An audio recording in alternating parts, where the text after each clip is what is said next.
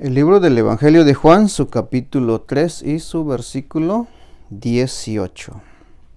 Dice el texto: el que en él cree no es condenado, pero el que no cree ya ha sido condenado. ¿Por qué? ¿Cuál es la razón? Dice ahí, porque no ha creído en el nombre del unigénito Hijo de Dios. Muy bien, antes de analizar este versículo, antes de meditarla, vamos a darle un pequeño repaso al versículo 17. ¿Qué aprendimos en el versículo 17? Juan 3:17, aprendimos dos aspectos del amor de Dios. El primer aspecto del amor de Dios es la misericordia. ¿Qué dice la primera frase del versículo 17? Porque no envió Dios a su Hijo al mundo para condenar al mundo. La primera frase tenemos la misericordia de Dios. Dios envió su Hijo al mundo, como dice el versículo 16, ¿verdad? Sí. Dios nos amó y envió su Hijo para morir. Dio su único Hijo en favor de la raza humana, para que todo aquel que en él cree no se pierda. Eso es lo que vimos en el versículo 16. Ahí aprendimos lo que es el amor de Dios, ¿no? Esto son razones por la pregunta que comienza o que hacemos en el versículo 15. ¿Te acuerdas cuál es la pregunta? Es ¿por qué en Jesucristo o por qué al creer en Cristo uno recibe vida eterna? Esa es la pregunta. ¿Por qué no en otra religión? ¿Por qué no en otra creencia, no? ¿Por qué necesariamente creer en Jesucristo uno recibe vida eterna? La primera razón lo tenemos en el versículo 16, porque Dios nos amó de tal manera. ¿Qué hizo Dios para amarnos?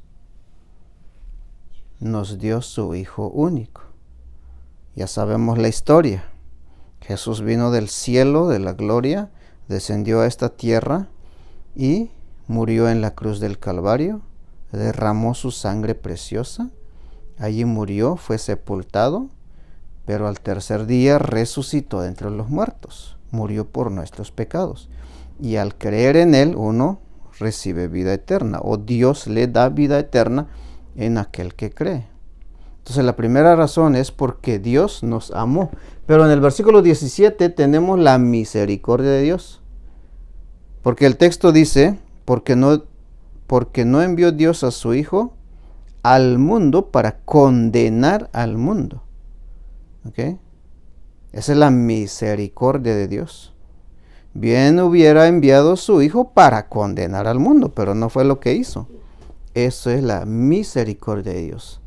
¿Qué significa misericordia de Dios? Significa el amor compasivo de Dios. Bien.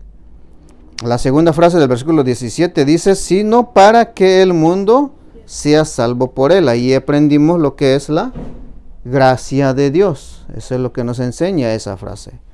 Sino para que el mundo, es decir, Dios dio su Hijo, envió a este mundo, ¿para qué? Para que el mundo que él amó sea salvo por él.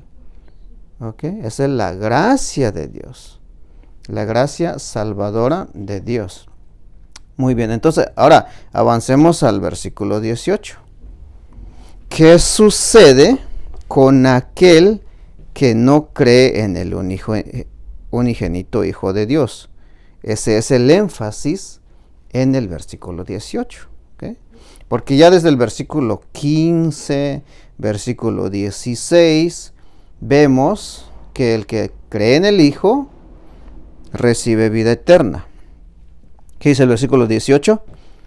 El que en él cree No es condenado, es algo afirmativo, ¿no?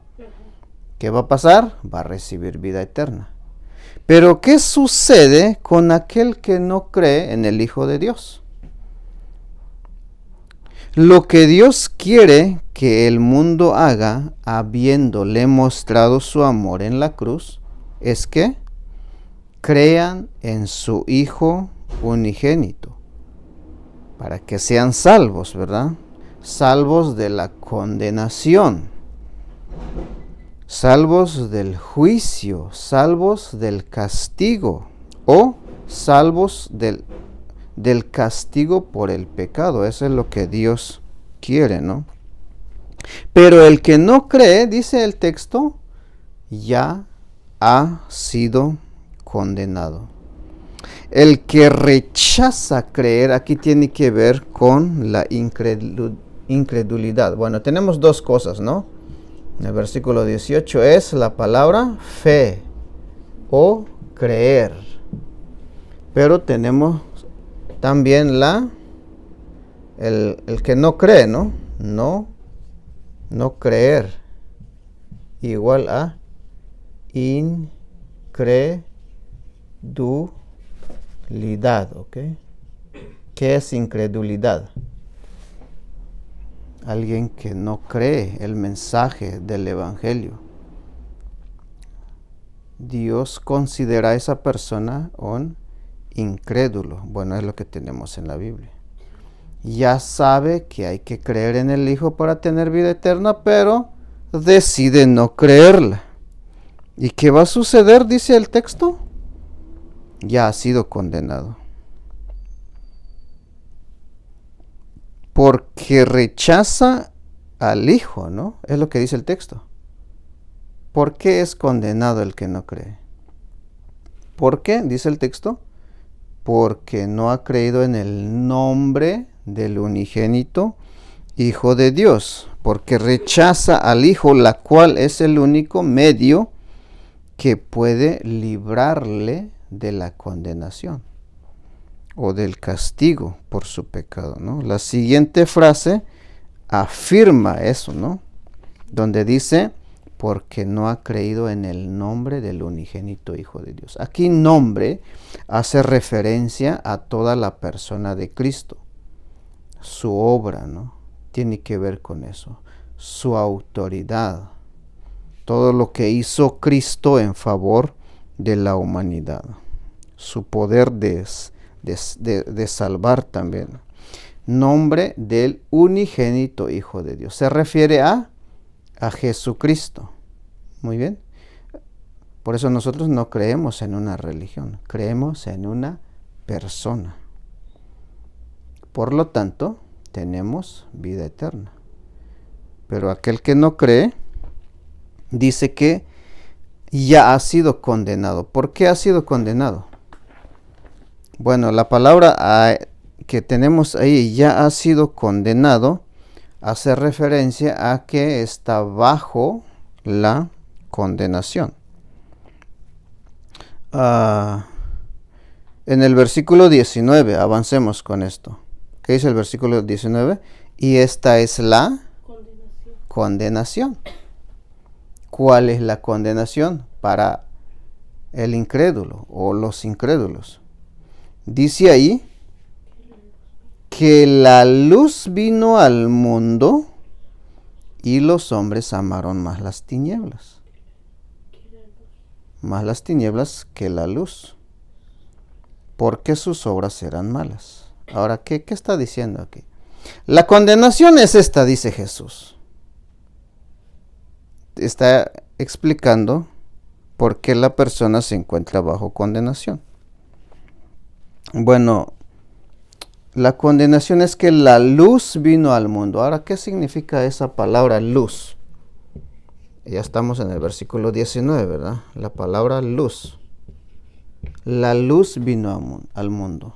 Aquí hace referencia a la revelación del mensaje o del evangelio de Dios, a la revelación de la salvación. A eso se refiere. Dios es luz.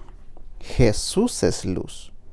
Y hace referencia a su perfección, a su santidad, pero tiene varias aplicaciones, depende del contexto en el que está esa palabra luz.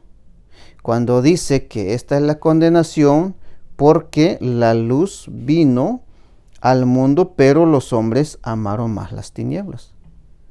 O sea, no quisieron la luz.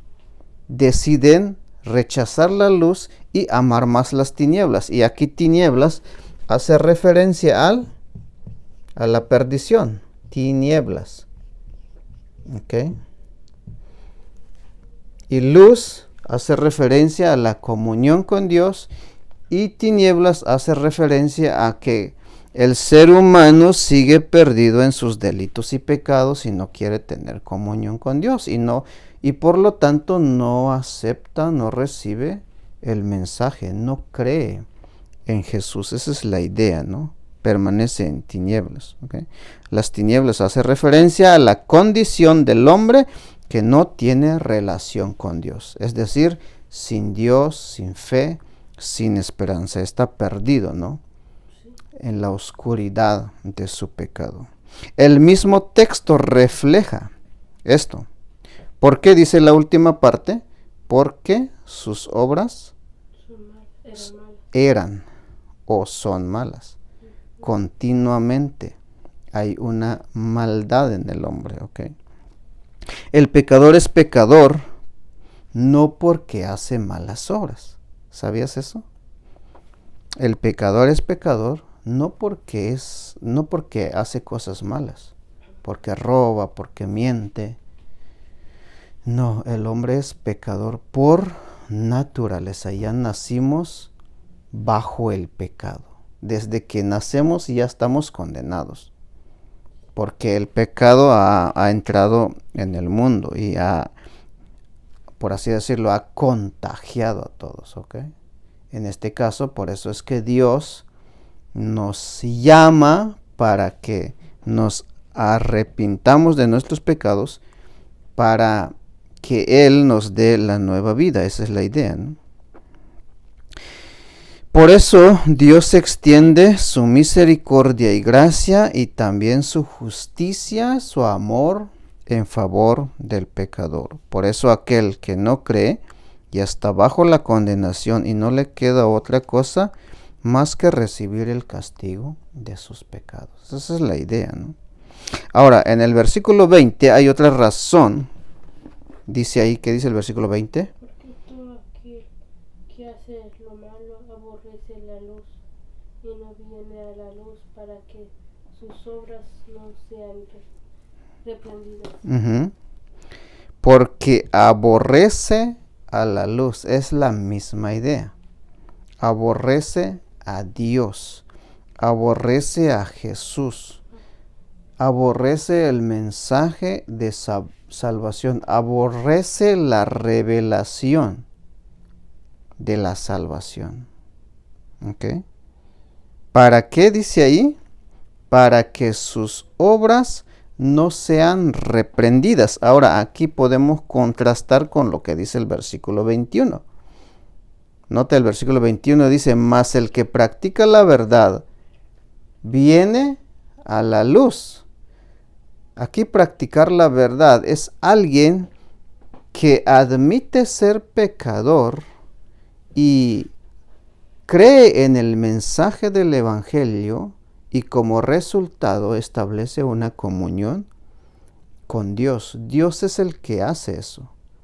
Dios establece una comunión personal, íntima, con el pecador que viene a Él. Que viene, es decir, que cree en Jesucristo.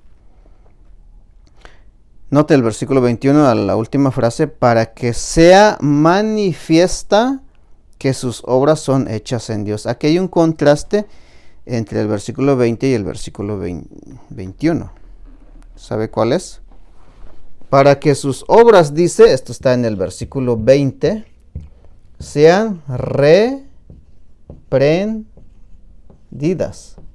O sea, el pecador no quiere venir a la luz, es decir, no quiere creer en el mensaje de salvación, porque no quiere ser reprendidas. La idea aquí es manifiestas.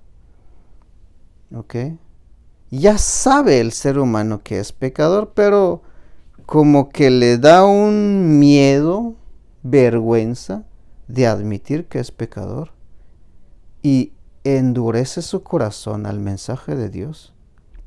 Pero si Dios quiere salvar, yo me pregunto a veces, ¿por qué el hombre rechaza a Dios si lo único que Dios quiere es salvar al ser humano? Lo único que quiere es que venga el pecador a Él y admite que es pecador, que merece ser condenado, ser castigado por su pecado.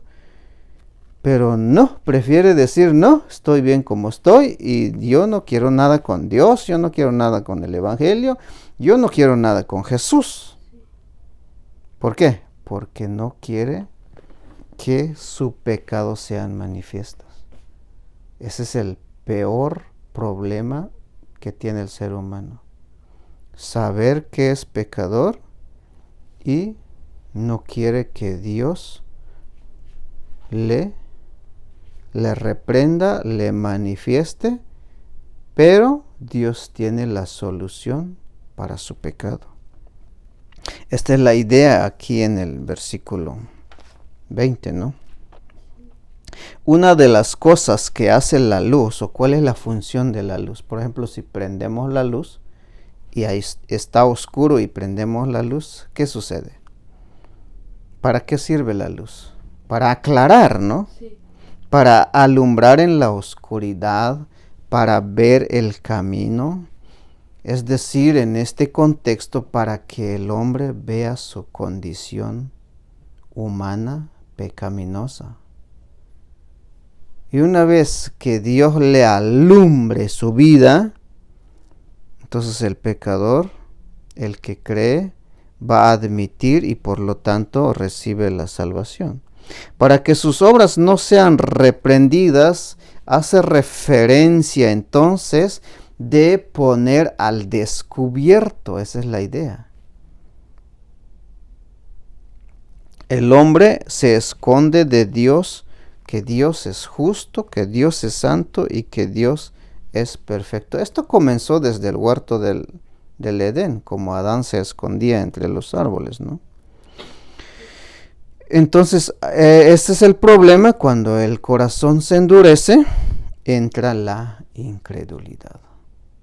Bienaventurados aquellos que admiten, aunque da vergüenza decir que somos pecadores, pero ante Dios es lo único que debería hacer el hombre para que Dios le pueda perdonar. Porque ahí va a haber la necesidad del ser humano. Señor, yo soy pecador, merezco el castigo del infierno eterno, pero has provisto a tu Hijo como el único medio de salvación y por lo tanto yo creo.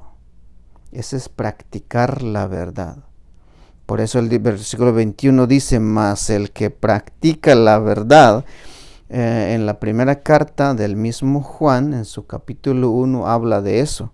Es alguien que tiene relación personal con Dios, ¿ok? A eso se refiere. Es aquel que se ha arrepentido y cree en Jesucristo que murió en la cruz por sus pecados. Viene a la luz o entra en la luz, pues, en contraste con la incredulidad, en contraste con las tinieblas, ¿no? Esta persona, pues, viene a la luz, es decir, que no aborrece la luz, no rechaza a Jesús, entra en una relación con Jesús y por lo tanto entra en una relación o comunión con Dios.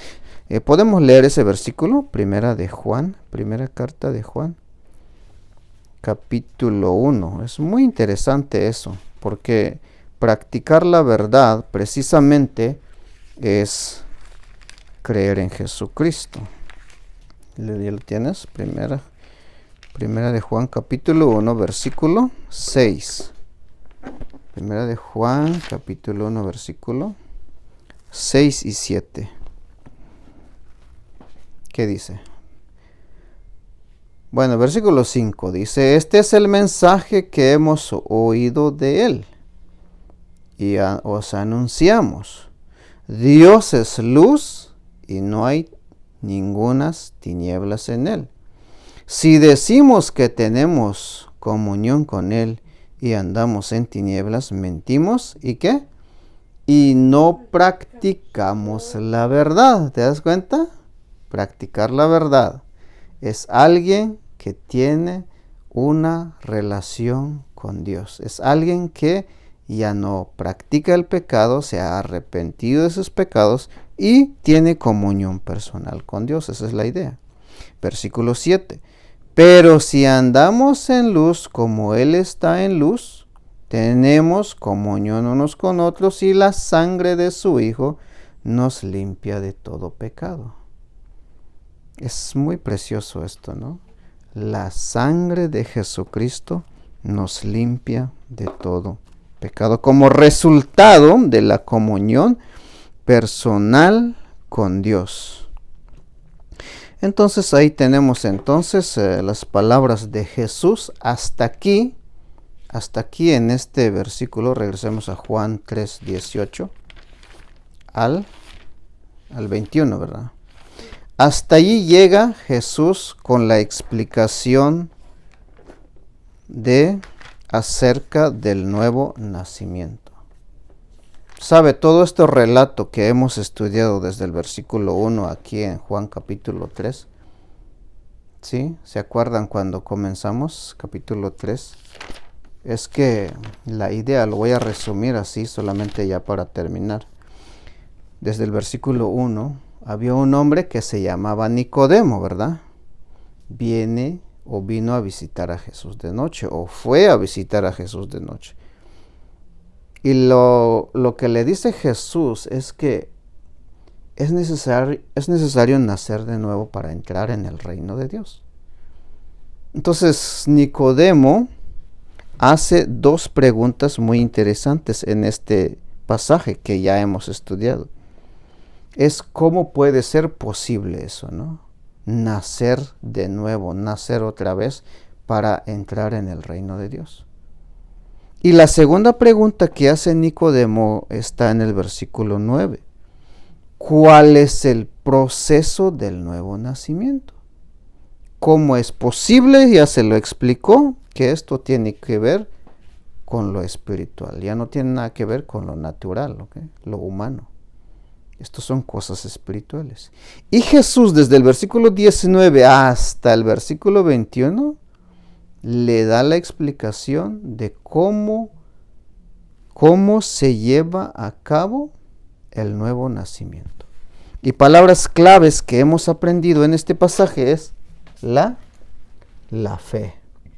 Siempre, ¿no? Le habló de que estas son cosas celestiales, son cosas espirituales. Hasta le dio una ilustración del Antiguo Testamento, como en el caso de la serpiente, ¿te acuerdas? Que Moisés levantó una serpiente para que todo aquel que mira en esa serpiente iba a ser salvo. Ya no iba a morir por la mordedura de la serpiente venenosa. Y Jesús dice que así también Él iba a morir en la cruz por nuestros pecados para que todo aquel que en Él cree también no se va a morir eternamente en sus delitos y pecados. Es más, hasta le va a dar salvación y vida eterna. Toda esta explicación tiene que ver con cómo sucede o de qué manera o cuál es el proceso del nuevo nacimiento. ¿Okay? Por eso aquellos que hemos creído en Cristo Jesús, hemos nacido de nuevo. Tenemos una vida nueva. Es básicamente lo que Jesús enseña en estos pasajes. Muy bien. Así que aquí vamos a terminar con esta meditación. Después continuaremos con los siguientes versículos y que Dios les bendiga, ustedes que nos miran a través de este video.